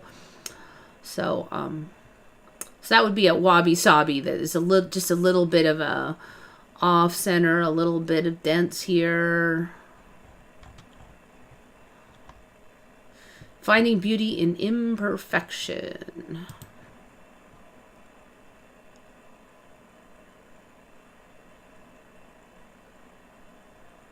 I'd rather money turn up in my bank account every week to pay the bill. Yes, I would appreciate that too. But see, like, again, the more you cling and worry, you worry about not having money, the more you worry about not having money, now your attention is on not having money. And if your attention is on not having money, you'll get more of not having money. And that's how the theory works anyway. So, and it's tricky though, because when you think you really need something like money, you keep thinking about not having it. So like all these little things that showed, you really weren't worried about not having it. You weren't worried that you didn't have 2 shirts. You weren't really worried that you didn't have 2 of those. You're just, it'd be fun to have another one, but you didn't worry about not having it. And so all of the stuff, I didn't worry about not having a river. I just thought, it'd be fun to have a river. But my life is still complete without the river. I'm not sitting here worried about it. So that's why those things are the easiest to manifest, because you have all of your kind of wants is lighthearted and fun and on the idea of having it. I didn't spend any time moaning about not having a river. I just, it'd be fun. So that's the trick. Can you get that attitude about other stuff? The government owes us a lot of money. See, it's kind of fun. Like, so how would you get that? Would be you just kind of fantasize how it'd be fun. Don't think about not having it or anything. Oh, it'd be fun if we just got money, you know. If that reality came or the government said, wait, it turns out we owe you all this money, that would be fun, wouldn't it? All